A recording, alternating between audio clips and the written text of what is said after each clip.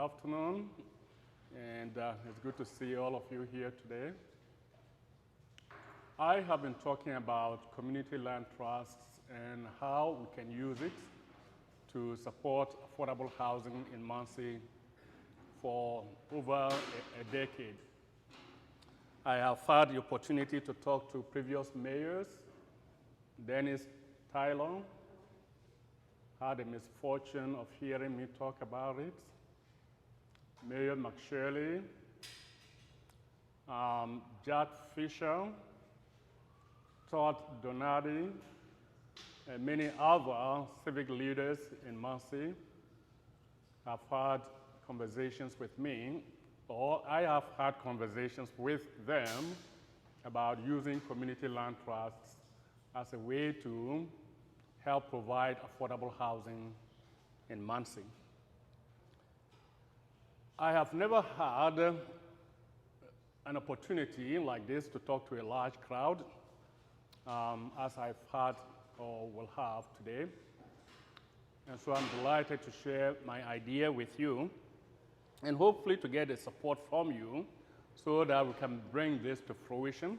So we're not just talking about it, but actually going to act on it. I've also found that it helps to start by talking slowly so that people get used to my accent before I ramp it up. So I'm starting out slowly, okay? Eventually, this is going to pick up speed, okay? Just fair warning. It's going to pick up speed. But for now, we go slow. So what I'm going to talk about today is how we can use community land trusts as a way to help provide affordable housing in Muncie. And I want to go through the talk using the following outline. First, I want to talk about the housing situation in Muncie.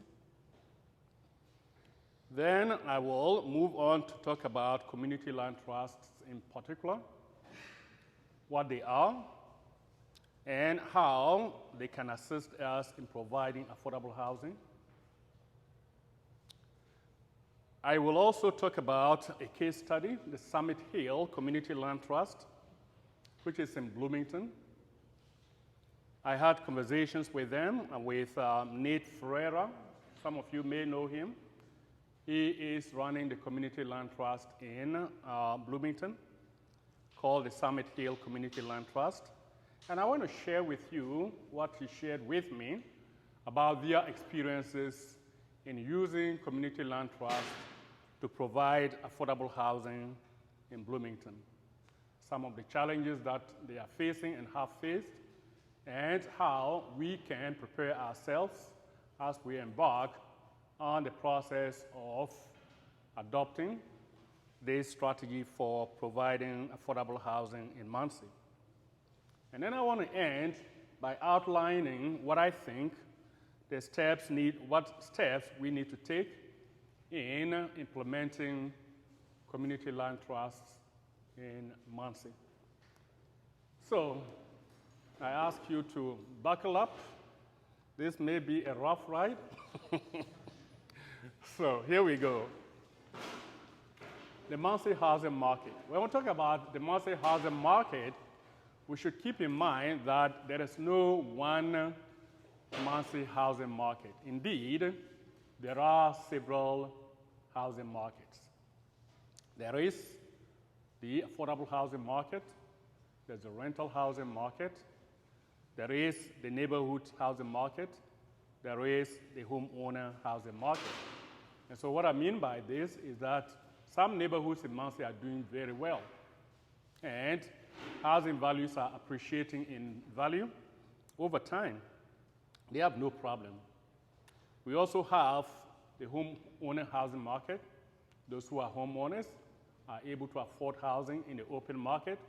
They need no assistance in order to be able to access housing in the open market. Our concern here today, and why we're talking about community land trusts, is because housing is not affordable for everybody. And so we are going to discuss how we can assist those who have problems accessing housing in the open market to be able to also purchase homes and to build equity just like the middle class is able to do. I want to start by looking at housing and demographics in Muncie. If you look at the table here, you see that Muncie has a lower home ownership rate compared to the states and the US. At first, I couldn't believe the home ownership rate that I saw, 49.7%. That seems low to me. In the 2020 census, I think we were up at about 64%. But when I looked at the ACS, I checked several times, stats in Indiana, and the same number kept coming up and up and up. Doesn't matter how many times I checked, it was the same statistic. And so I decided to run with it. So what I have is 49.7% home ownership rate in Muncie, meaning about half of households in Muncie are homeowners, the other half are renters, or they live in what we call group quarters. We also can see the median value of an owner-occupied housing. And it is lower than the states, it's lower than for the US.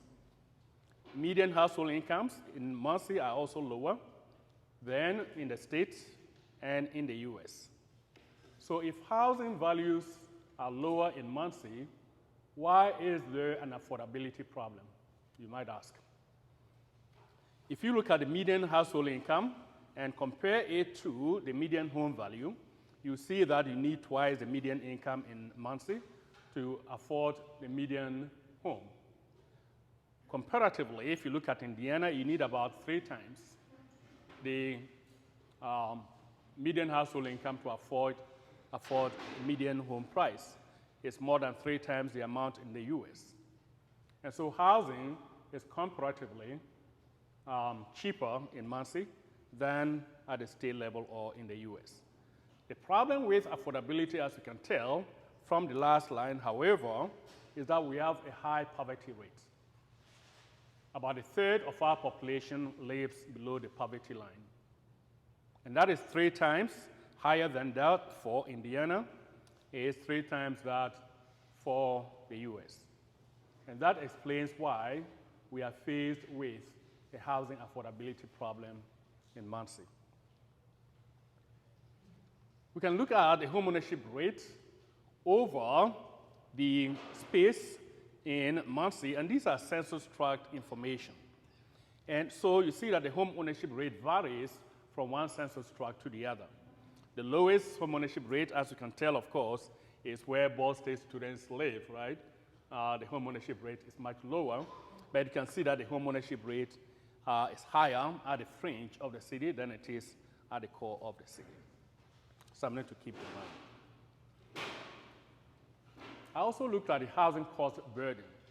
A household faces a cost burden if it spends more than 30% of its income on housing, whether this is for rental housing or owner-occupied housing.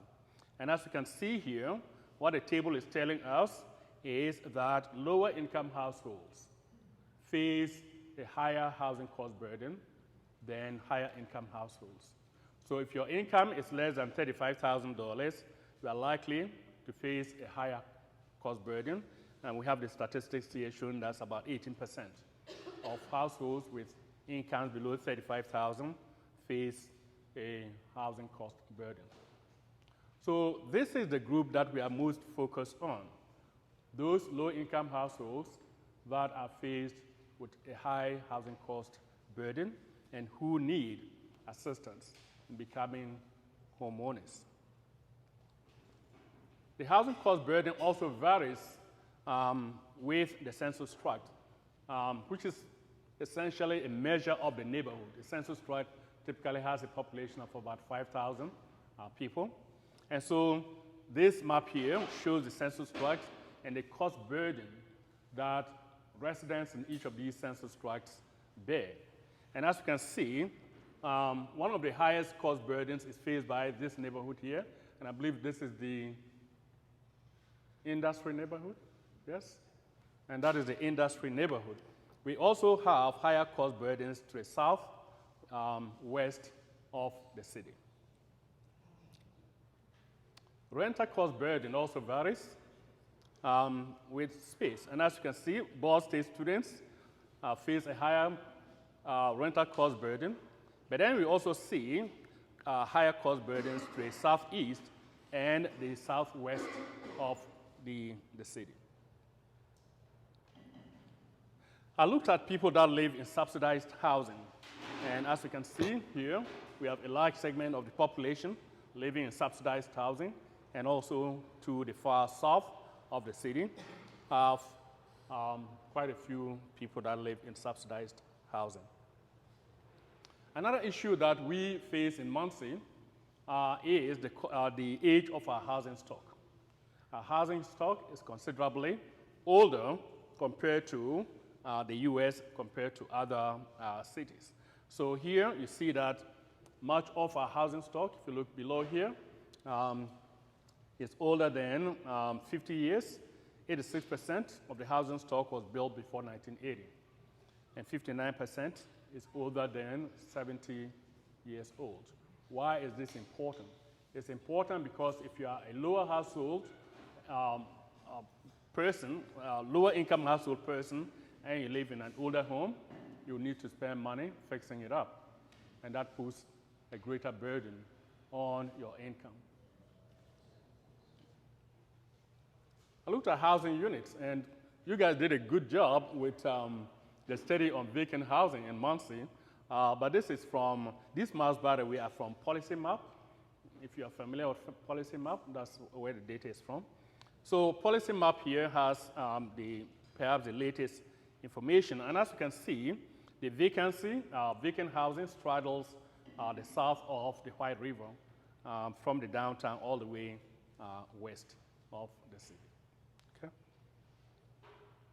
So I'm going to summarize. I could show you a lot more, but hopefully this provides you with an idea of the situation that we face with respect to housing in Muncie. And so in summary then, what I found about the housing situation and condition in Muncie are the following. One, that we have a lower home ownership rate than that of the state and that of the US. That in Muncie, housing is unaffordable for a significant proportion of lower income households. That Muncie has low median household incomes and high poverty rates, and this compounds the problem of housing affordability for residents.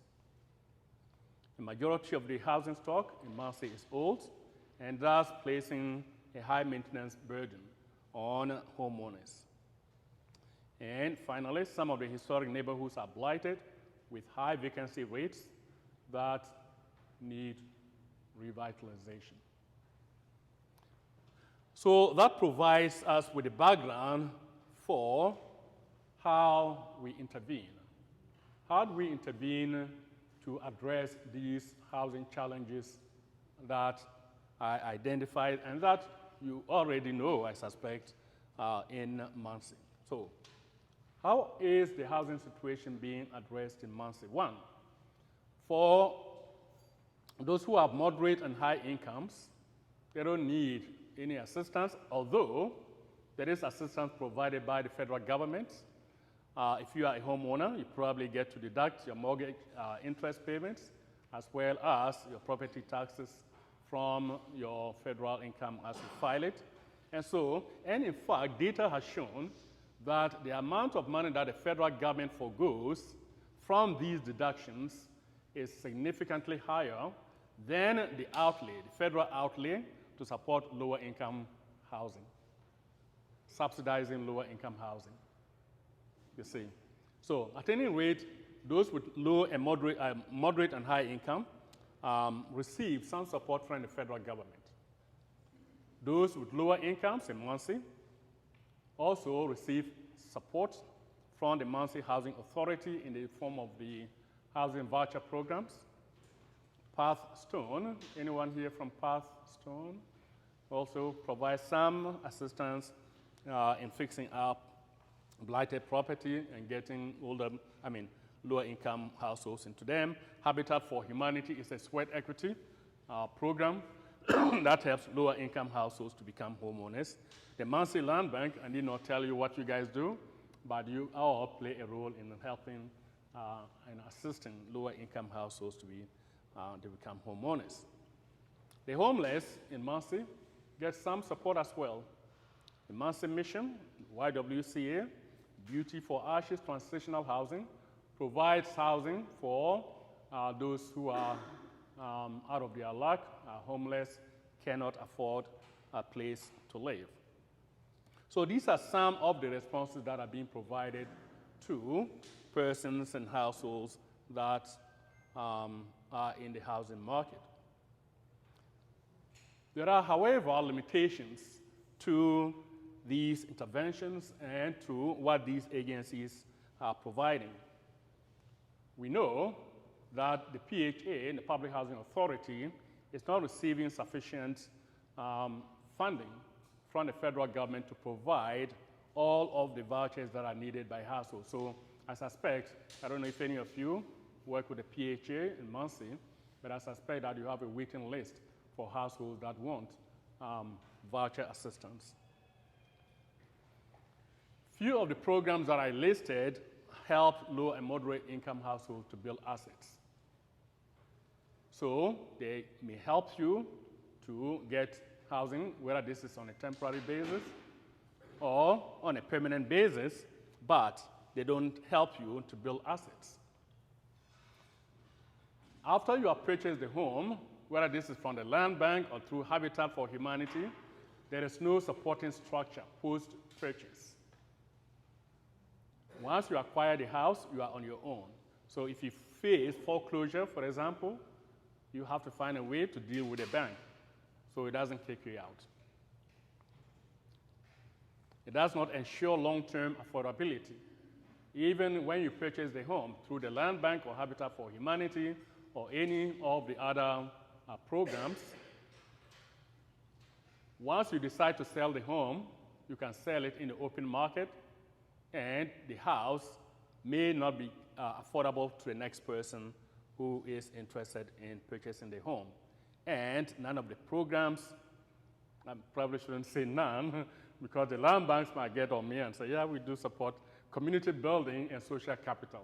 But the amount of support in this area is very limited. So that gets me to the core of what I want to talk about, which is community land trust. So it's because of the limitations of the existing programs in providing housing support that we need community land trust. So in what follows, I'm going to explain what community land trusts are and how they can help us build affordable, sustained housing. So what is a CLT? A CLT is community-owned nonprofit. So they are nonprofit organizations that acquire, hold, and manage land, leasing the land to others to build on for housing, for commercial purposes, or even for farming. So a CLT is a way to do community-led development of individually owned buildings on community-owned land. So the land is owned by the land trust, and it is held in stewardship for the benefit of the entire community. It can lease the land, the CLT leases the land to homeowners who want to build on the land. They have ownership of the home that sits on the land, but they never own the land. And so the characteristics of a CLT are the following. These are the four primary features of a CLT. One is that they are nonprofit organizations. They are not in the business of making money. They are in the business of building community and providing and supporting affordable housing. Two, they are stewards of the land, and they lease the land for lower-income households to build on and assist them to become homeowners. They set rules for leasing the land, and for what you can do with the home that is built on the land. And once you decide to sell, you provide the CLT with the right of first refusal, meaning they get to decide if they want to buy the property first before you can sell it in the open market. And usually this is included in the contract. How do they work? So the CLT separates land ownership from the improvements on the land. So the land remains in the stewardship of the CLT forever. You never get to own the land. You lease the land and you build whatever it is you want to build on the land, but you never get to own the land. The land remains the community property.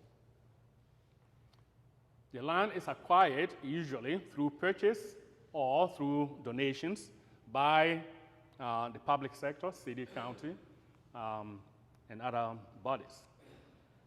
A person may build a house on the land or provide, the CLT can build a house on the land so it can rent it or sell the house, or it may lease the land to a person who wants to build their house on the land.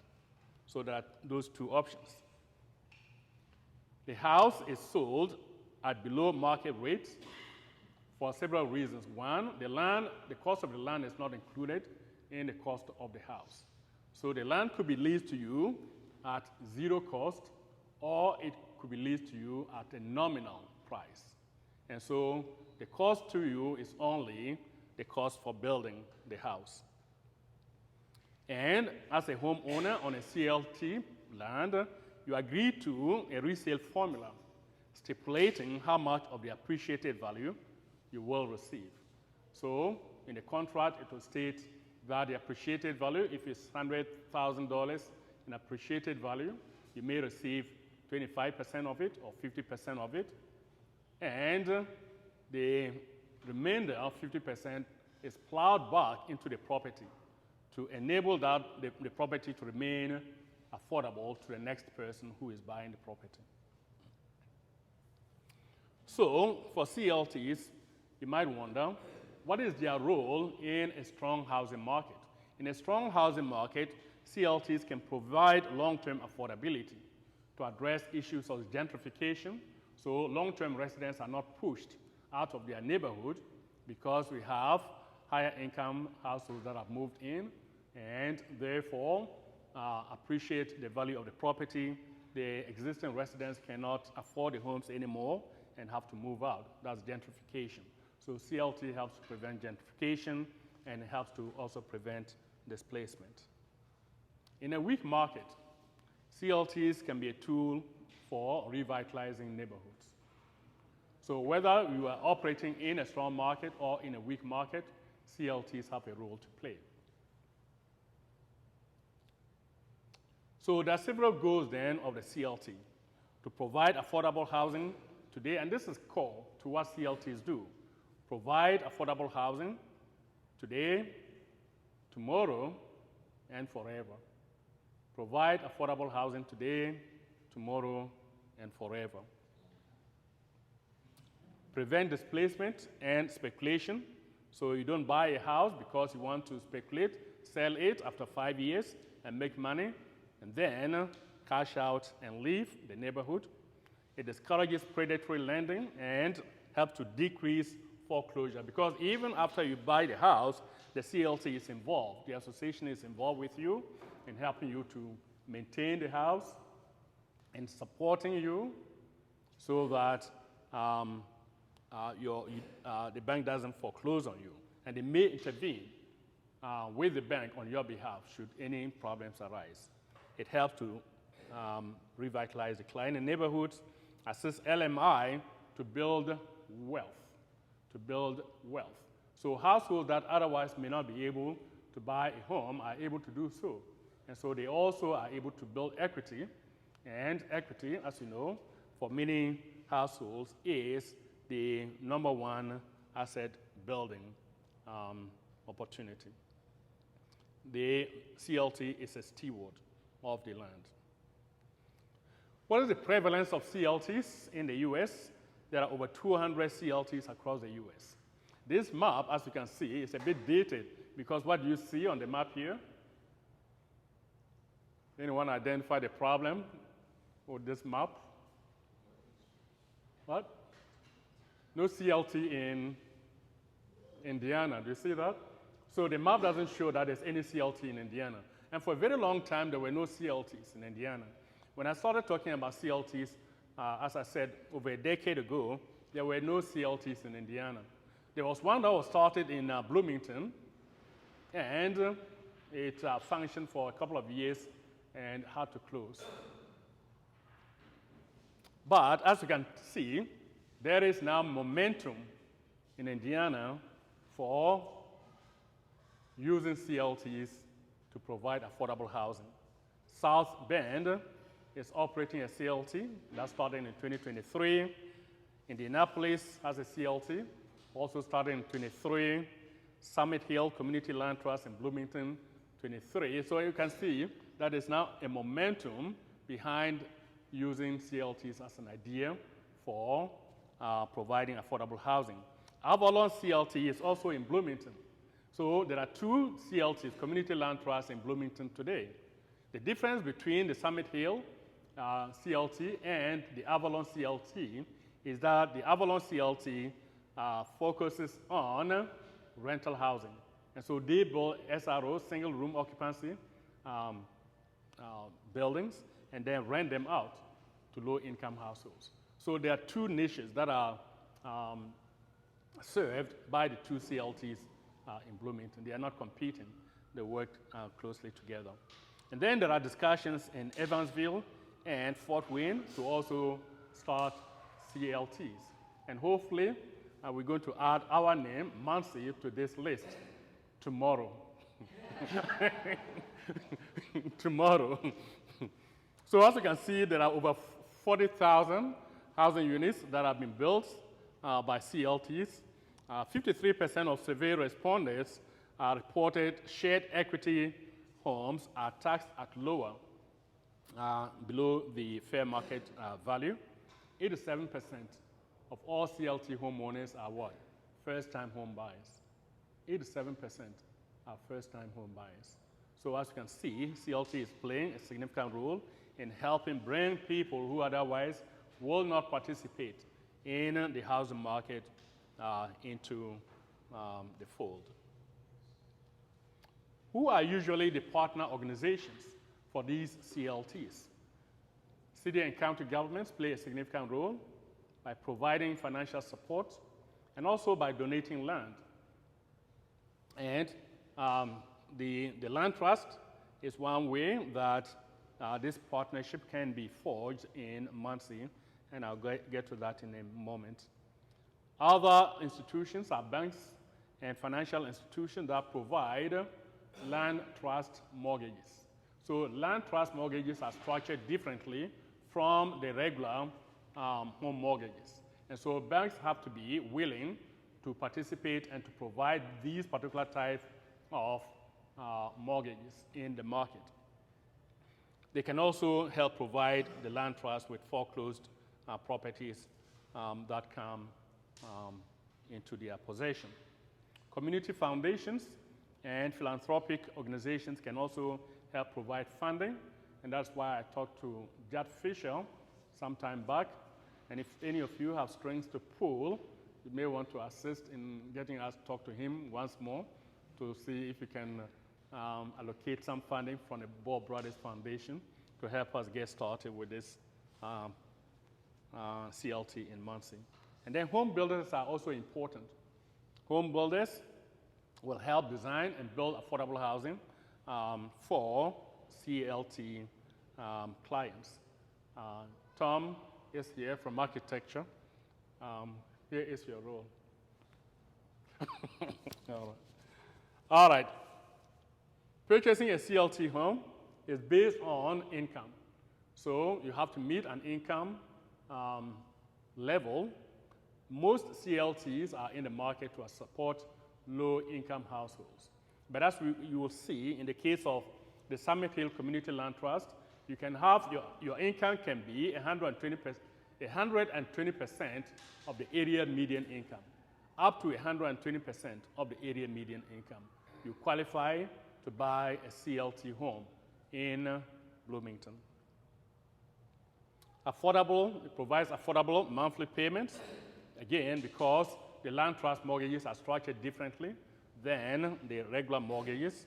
The land can be purchased through a mortgage, through cash sale, or a land contract. Land contract is essentially a rent-to-own type of arrangement.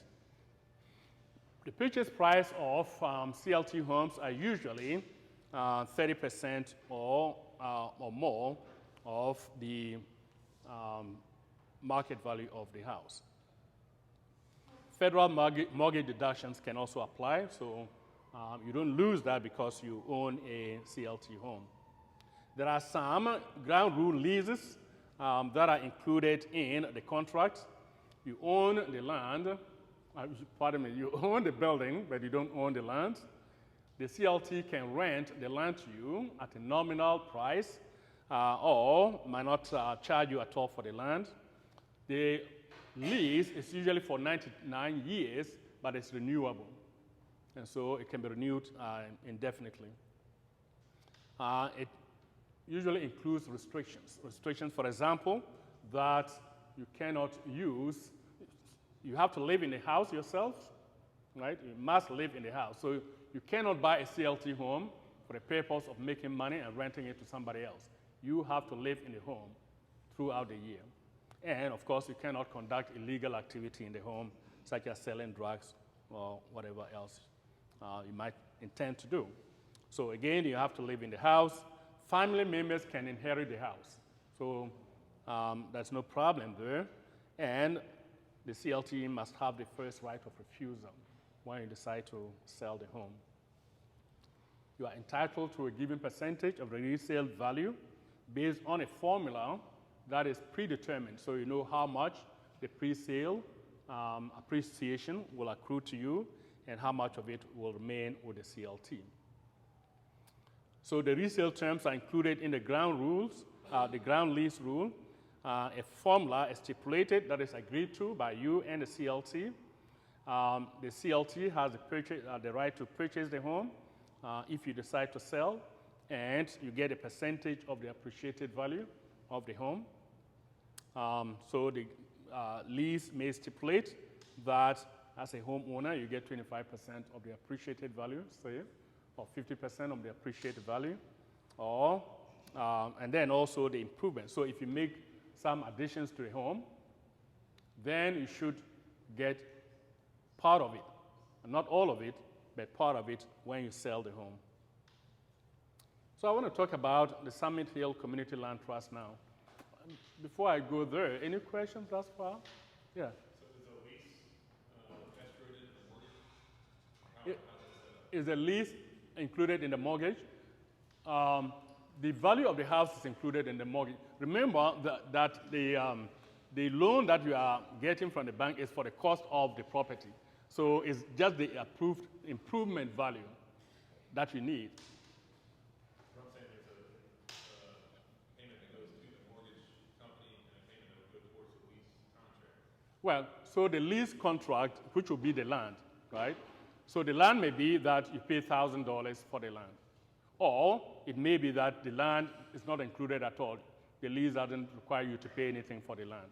And so the bank will give you the mortgage only for the value of the house. But if you cannot pay the cost of the land, then the mortgage will include that as part of the loan. Yeah. I got several questions. Yeah. So if it's community owned, who are the decision makers and how are they chosen to manage this and maintain Good question. commission? Yeah. So, yes. So there's a board that is set up. The board is a tripartite board made up of homeowners, representatives of the homeowners, two, the public sector, like government, local government. So the mayor will appoint people to serve on the board. And a third will be, who do I say? So community residents, and there's a third group. I have it here somewhere. So that is a tripartite group that serves on the board. And they manage the affairs of the CLT. And then when new members need to be chosen to take over for Yeah. obsolescence, So, retirement. So yeah, of course, you serve for a given length of time, and when your term is up and you get off the board, then you are replaced. Depending on whether you are representing the community or not. So if you are representing the community, then the mayor selects who replaces you. If you are representing the homeowners, then the homeowners get to select who replaces you. And then The third, I can't collect, I have it on the slide, but I can't collect who the third representatives are. my second question is, at what point do these become self-sustaining with capital? Or I guess the other part of the question is, how much capital is required to make it self-sustaining, or how much ongoing capital infusion is necessary to keep these going? Yeah. So initial capital infusion is important because the CLT has to have staff to run it. At a minimum, you need one person who will be in charge. And so if you look at the Summit Hill Community Land Trust, they have a CEO, and that is Nate Ferreira, and he is in charge of running it. He may also need some administrative support. And so initially, and maybe I should have talked about this before the question time, but initially, it was the city of Bloomington that provided funding for the setup of the Summit Hill Community Land Trust. And because the Summit Hill Community Land Trust is actually a subsidiary of the Bloomington Housing Authority. And so the initial cost for them for the setup was low because they already had the staff in place. But the land was provided by the city of Bloomington through COVID funds and the ARPA funds, and also initial support was provided by the city of Bloomington. And then, so initially that funding has to come from the city or other bodies to help it get started. Eventually, they have to become self-sustaining, as you have indicated. And so, some of the property sales can be used to cover the administrative and managerial costs over time, if it is successful.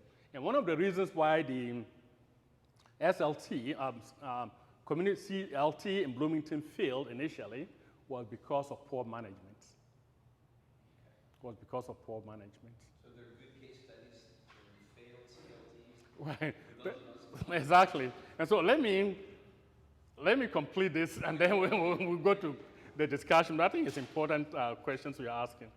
So it started, so the Summit Hill Community Land Trust started through a city initiative. Usually, it is ground,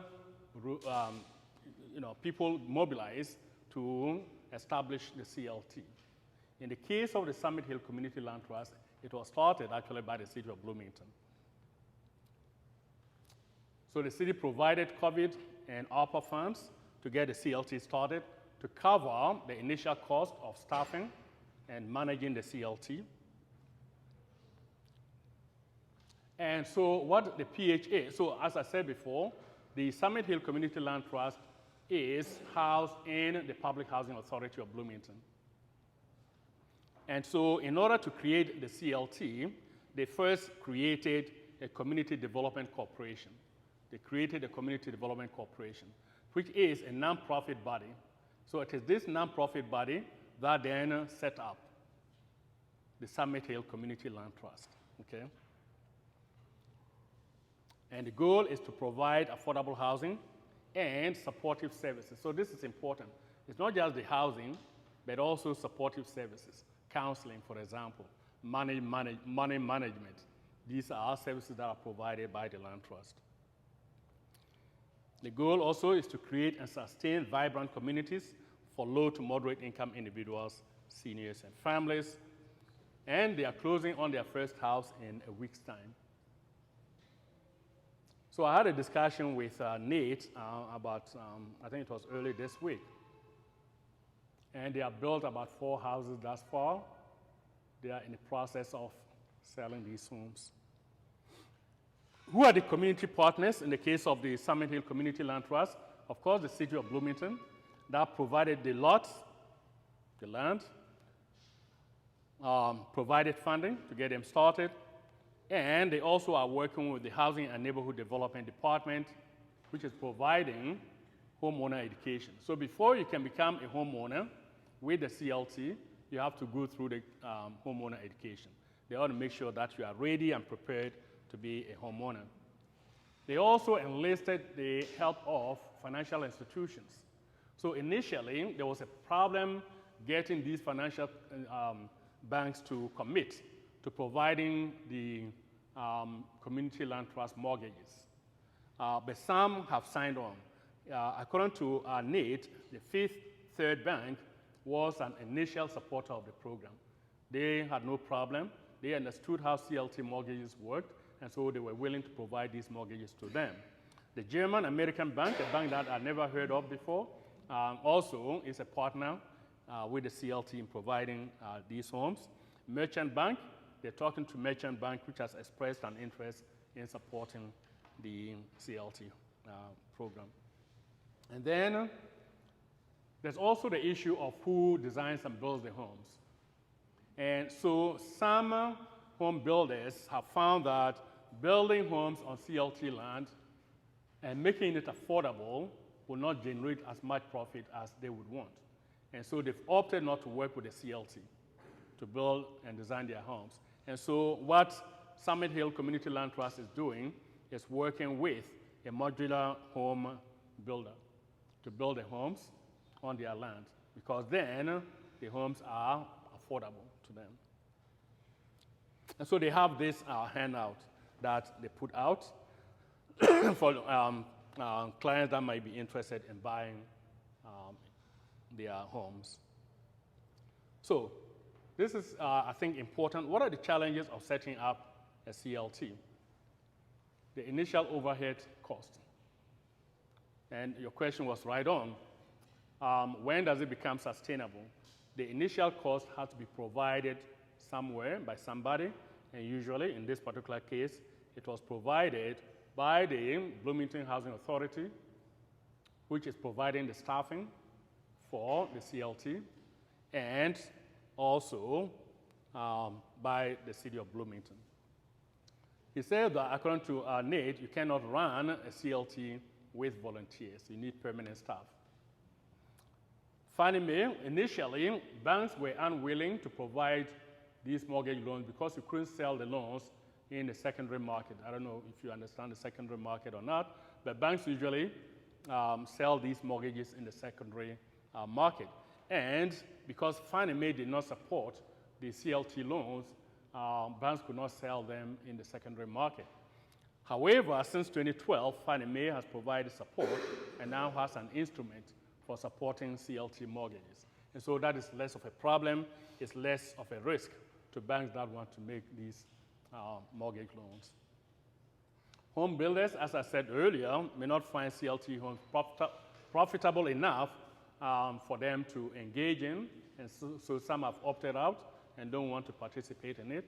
But it is possible to build affordable housing if you can identify somebody who is willing to provide their services, or as in the case of the Summit Hill Community Land Trust, you can work with a modular home builder.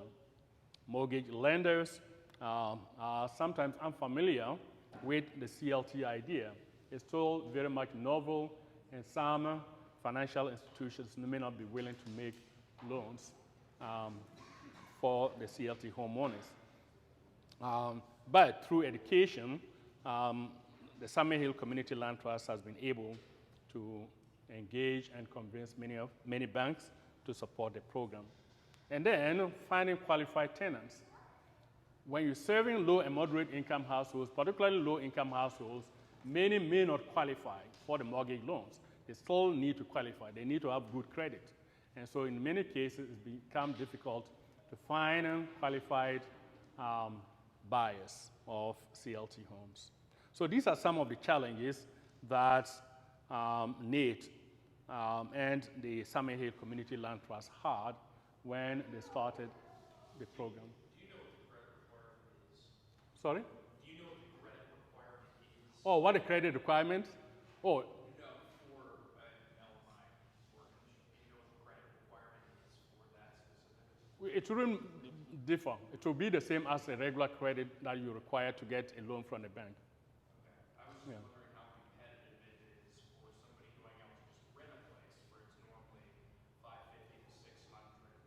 Oh, the number, oh, I don't know the exact number. But of course, you want to have good credit. Yeah.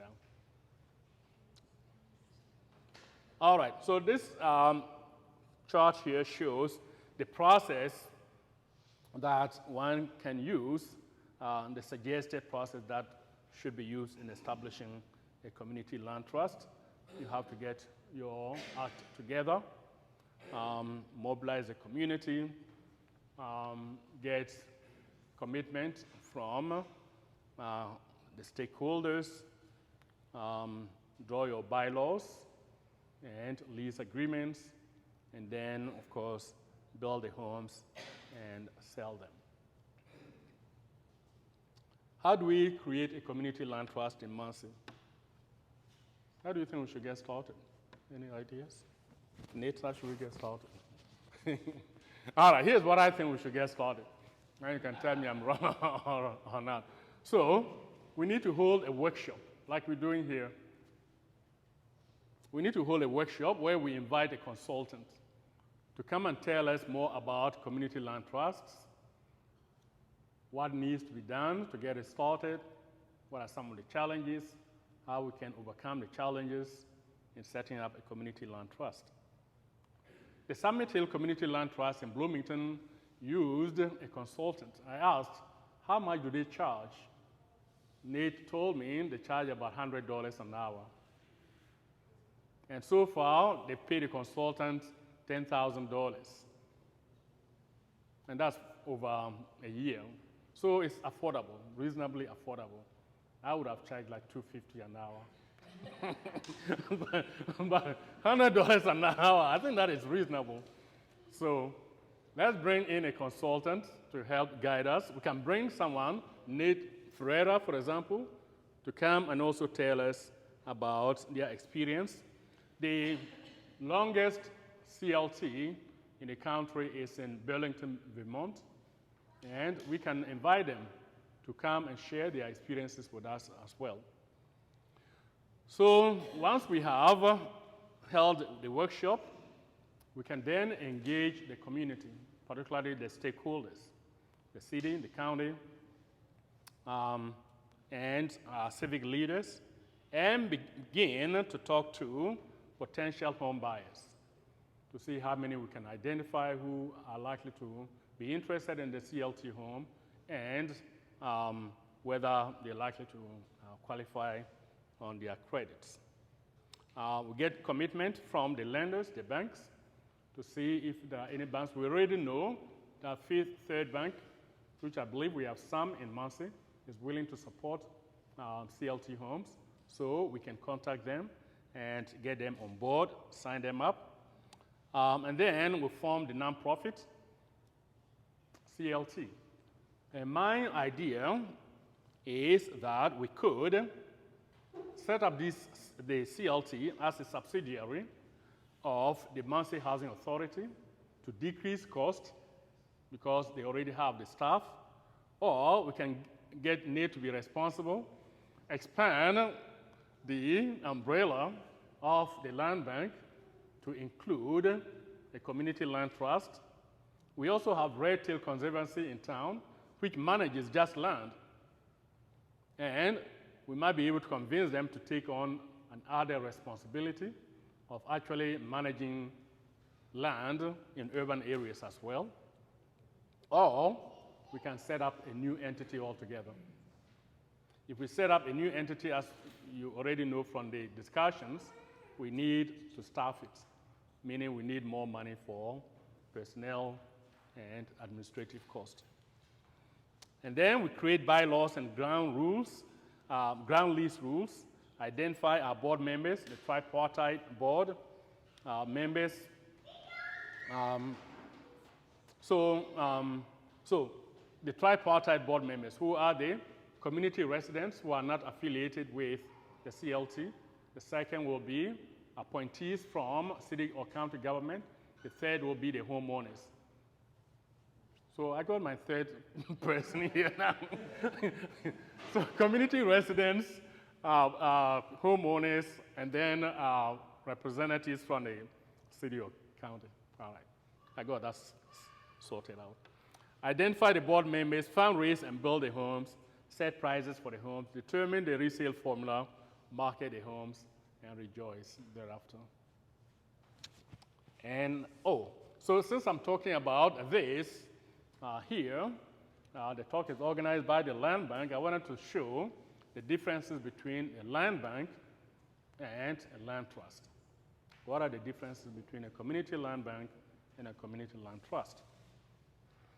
Corporate status. They are both public entities. The land bank could be quasi-public. The land trust is a non-for-profit organization. The focus of the land bank is typically short-term. They hold the land. They don't intend to hold the land or the property long-term. They intend to, as soon as possible, sell it to potential buyers. For the land trust, the goal is to hold the land indefinitely, forever. Land acquisition is similar. Could be bought in the open market. It could be donated, or it could be purchased. Exemption from property taxes. The land banks, as long as you hold the property, the land, you have to pay taxes. For the land trust, because it's a non-profit organization, you don't pay property taxes. It's a non-profit organization. Duration of land ownership, short for the land bank, long-term for the land trust. Where else is important? Anyway, you can read it for yourselves. So, that is my story, and I'd like to hear from you what stories you have to share, or if you have questions, comments. Yeah, Amy. Thank you for this.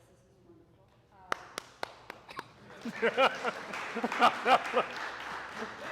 I have to applaud for myself. So I have a question. What kind of policy, ordinances, zoning, conditions, changes Yeah. need to happen for an optimal environment? Right.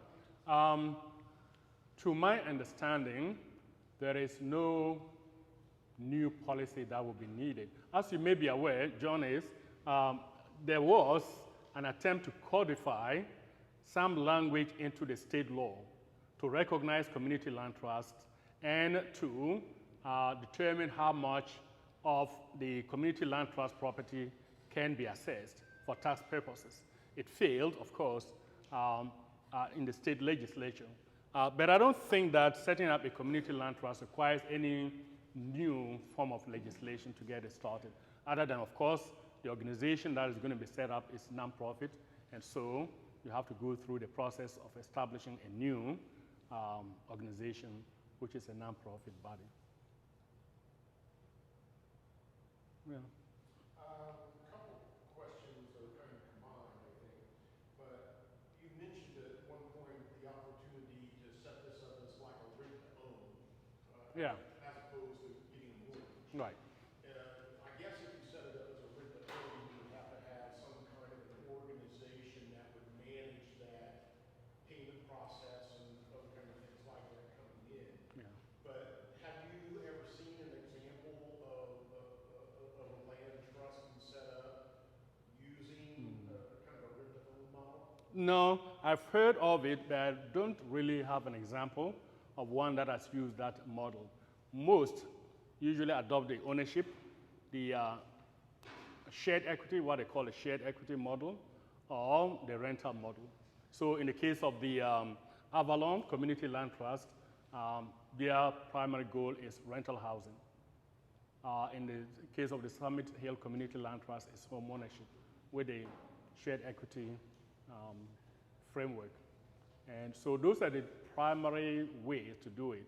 I mentioned the rent to own because that is also a possibility as a way to increase home ownership. You will see in my talks with Nate, Habitat for Humanity, you think is a natural body to coordinate and cooperate with the CLT. But no, they are not, at least in the case of Bloomington. Because with Habitat for Humanity, they, after the house is built and you pay your loan, your mortgage, you own the house. Habitat doesn't have anything to do with you anymore. In the case of the CLT remains involved throughout the life of the property. And so, Habitat for Humanity in Bloomington at least wasn't willing to work with the CLT on the shared equity model. In other states, according to Nate, in other states, Habitat for Humanity has been willing to do that. And they are still working with Habitat for Humanity in Bloomington to see if they can support the CLT model. Actually, one of my questions was, Right. do you have any examples of land trusts that are using organizations like Habitat for Yes. Humanity because they have the infrastructure Yes. already developed to provide the services that you have Right. mentioned, the support that you have mentioned? So I appreciate you bringing that up. The other last thing I wanted to ask was that a lot of people are thinking about building 3-bedroom, 4-bedroom houses on a land trust. And in my mind's eye, that's not affordable housing for most people. Most people that need affordable housing need a 2-bedroom or maybe a 3-bedroom at the most.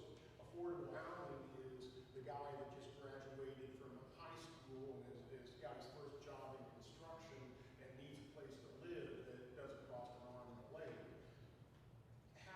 You mentioned building modular homes because they're cheaper to build, but are any land trusts doing anything with tiny homes or container homes? Because those are even cheaper to build. Right.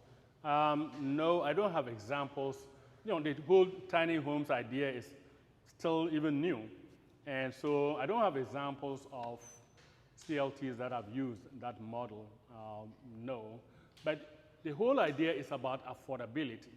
And so it's possible to have a 3-bedroom house that is still affordable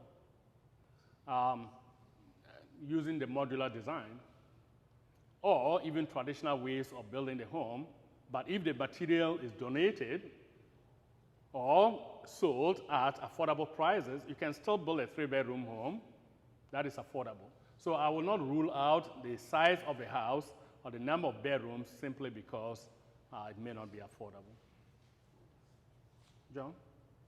So if we were to think about, like, renters, a renter might pay $600 for a house that it would cost $1,200 a month to own through a mortgage. Is the CLT going to get you closer to that rental number in terms of the cost per month to own the house? Is it going to be below the rental number? Is it going to be closer to the cost of having a mortgage? So the answer is that if you take out the cost of the land, that will decrease the cost, the overall cost. And then if the bank is providing a CLT mortgage, the interest rate could be lower because they are dealing with a lower income household. And so if you take that package, the payments, which could have been $800, may be down to $500 or $600 because of the cost of the land is no longer an issue, and then the mortgage interest may be lower than what you otherwise would have paid. So those are some of the ways that you can structure the loan to make it affordable. What are your thoughts on prefab homes? They seem to be coming up more and more around the country. Yeah. It seems like something that's I'm hearing more and more about. What are your thoughts? My thoughts, I think it's a way to make housing affordable, and that if a homeowner is willing to use that as the way to provide or build their home, I see no problem with using manufactured homes. Your history probably familiar with the prefab home was done over 100 years ago through Sears and Roebuck. They used to order them in catalogs, and one of those houses would be shipped Yeah. to the neighborhood. And a lot of those homes, like for example in San Diego, are still standing strong. Yeah. And they're getting the same equity that the home built from the ground also does. Yes. Yes, I think that also may go back to Amy's question about what kinds of zoning regulations may need to be modified to allow for such type of housing to be built. And so if the city is the one that is helping support the CLT, I would hope that they are also willing to modify the zoning regulations to support the type of housing that will make it affordable for low-income households too. So yes, yeah, regulations may play a role. So at a governmental level, how have you seen examples of city governments and county governments working effectively together in order to make these kinds of projects happen? Because some might say there's a disconnect in Delaware County. That gets into politics. And I don't know, and I don't know that I want to comment on that, but obviously it will work best if the city and county government work together with the CLT to make things easier. As we've seen in the case of Bloomington, it's the local government that actually initiated the idea of setting up the CLT. But getting the support of government is critical, I would say. So that might be the first point of contact to talk to the local government, county governments. I know when Todd Donati was on the county council, I talked to him. He was very supportive of the idea of the community land trust. He and I went to talk to Judd Fisher, and he at least did not say that he didn't like the idea or didn't support the idea. So I think we could have received some funding from the Ball Brothers Foundation, coupled with support from the county. The city, on the other hand, I don't know that they fully committed to the idea. So yeah, certainly getting government to support the idea would go a long way to getting it done. Follow up on that question.